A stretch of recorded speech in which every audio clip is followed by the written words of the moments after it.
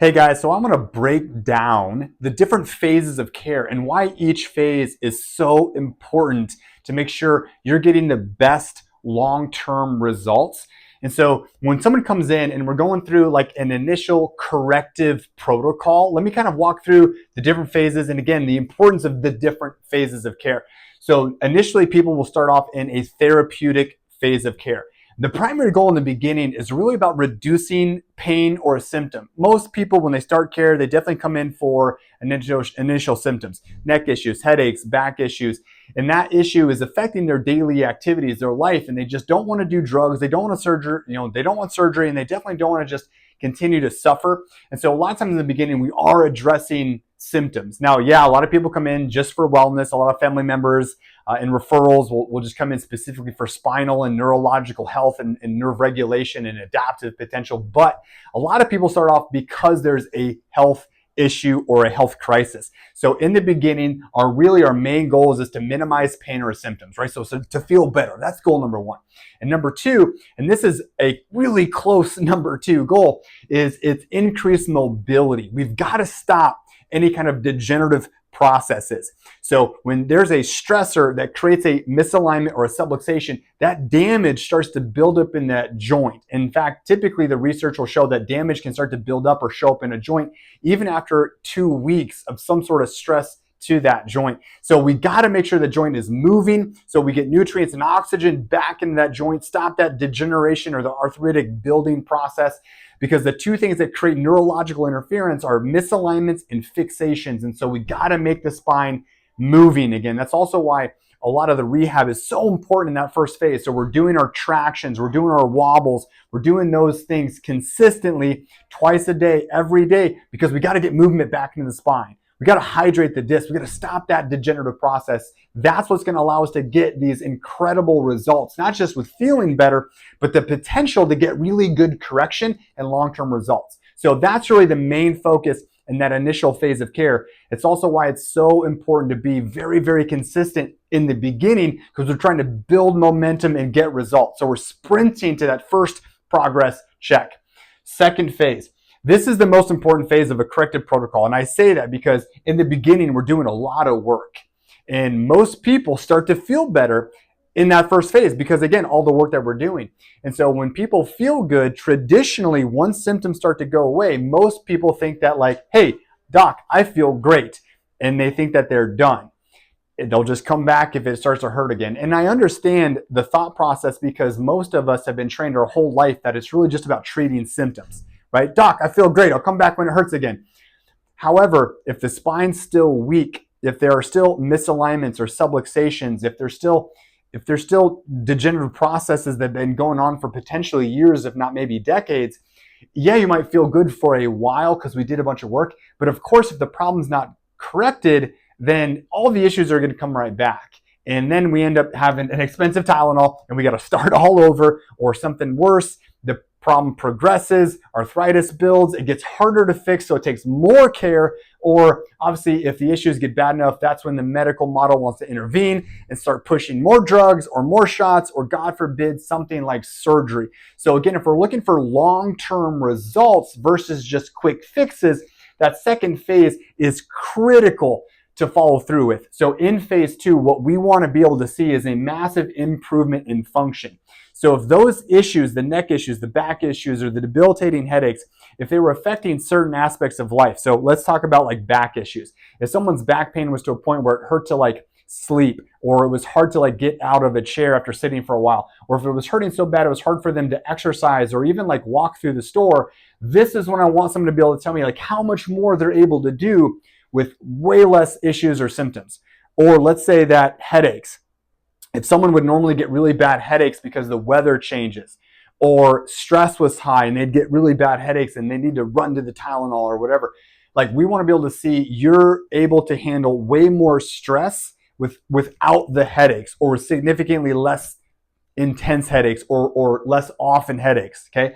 Also, we want to be able to build that long-term results. This is also where I want to start to see different potential organ system improvements. So often people think of chiropractic where it's just like a neck or back pain therapy. And of course, we help a ton of people with neck or back pain. But in this office, you've seen the testimonies of people coming off medications or their digestive issues improving, constipation is going away, they're becoming more regular, their thyroid is functioning better, they have way more energy, they have more vitality, or, people are coming off heartburn medication or whatever, because we're getting stress off the nerve system, allowing that innate intelligence to flow from the brain through the nerve system to the organs, and the organs are starting to function better. Right? If we unpinch the nerve going to an organ, now there's better communication. That organ is start to function better and it's going to have the opportunity to heal. And so I want to start to see improvement even in like a visceral and organ level. Okay. And then the stabilization phase. This is where we tend to start to spread the adjustments apart and challenge the body's ability to hold and maintain that correction. Because it shouldn't be about getting adjusted or even about getting correction. It should be about maintaining correction. Again, that's what's going to allow the joint to heal, the disc to heal, the nerve to heal, the organs to heal. And that's why we see such incredible testimonies in the office. So the stabilization phase is where we're challenging the body's ability to hold and maintain that correction. Not short-term symptom relief, but trying to get long-term results. So we want to strengthen and stabilize that correction, because any correction we want to get, we want to be able to keep. We want to regulate that nerve system. Remember, your nerve system is in charge of every bit of our physiology. It's the master controller when it comes to coordination and adaptation and stress responses and healing. Every bit of our body, our organs, our cells, our tissues heal and regenerate and regulate through coordination of our nerve system. And then adaptive potential. Real health is defined by our body's ability to function, heal, and adapt to stresses, right? You've heard me talk about maybe the gap theory. Our body's ability to heal is what allows us to regenerate, adapt, self-regulate, okay, to different stimuli. So if you get in a stressed out situation, your blood pressure goes up, that's a good thing. Our blood pressure should go up. But when that stress is gone, that blood pressure should come back down. That's normal, healthy adaptation. But all of a sudden, if someone's blood pressure stops adapting and self-regulating and starts to stay high, well, that's hypertension. That's when the medical system says, hey, you have high blood pressure. You're going to stroke out unless you take this drug to force that blood pressure down. Meanwhile, the internal dysregulation is still there, and that's why people don't really get healthy taking drugs. In fact, they end up taking more drugs if they're just covering it up with with the medication. Okay, so we want to see an increase in adaptive potential. And then obviously that leads into lifetime wellness care. And ultimately, that's the best part of this office is once you come in, once we start to get good correction, you start to feel better, you're getting the results, the need for medication starts to go away. We're not just going to kick you to the curb and say, hey, come back when you have that next flare up. We are going to come along and support you for a lifetime. We want you to be so healthy that you're just taking life head on. And so as things happen, your nerve system is regulating, your body's adapting to stress, and you're healing, you're living your life at your highest health potential. Right? So we want to make sure that health is a lifetime thing. That's the best part of our office is lifetime wellness care, right? We want you to be able to adapt to stresses. You've heard the saying that stress causes disease. That's not really the whole story. It's the body's inability to adapt and regulate from stress responses. And so everyone's going to have stress. We want to try to avoid some, but obviously like you can't avoid all. I think there's a saying that says some of our greatest stresses are also our greatest joys. For those of you that have kids, you know what I'm talking about.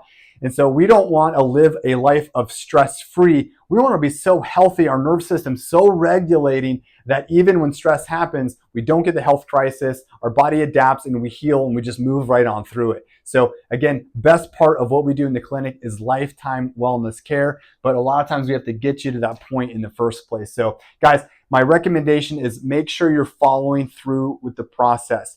The process works. Health, you getting better is not an if. Healing is not an if. Healing is just a when. You're going to get better. As long as we're going through the right process, we're doing the work, and we're giving it enough time. Our body is designed to heal. If there's a cut on my arm, there's not a doubt in my mind that that cut is not going to heal. I know it's going to heal. God gave us this incredible innate intelligence that runs our physiology that's going to heal the cut. I know the cut is going to heal. So why in the world would someone think that like their thyroid's not going to heal? Or their stomach issues aren't going to heal? Or their neck or back pain or their headaches aren't going to heal? They're going to heal The body is created to heal, but we have to find and remove the interference, and we got to find and eliminate deficiencies or toxicities. Again, applying all 5 essentials to truly get the best results possible. And that's why we see so many incredible testimonies in offices like this versus maybe just like a run-of-the-mill my back hurts chiropractic type clinic. So guys, make sure you are following the recommendations. You're putting in the time and the energy to truly get better, because I guarantee if you follow the 5 essentials, your health will improve. You will feel so much better. You'll have more energy. You're going to be sleeping better. And again, you're going to be able to reach higher levels of like life in general. So guys, thanks for tuning in. We'll talk to you in the next video.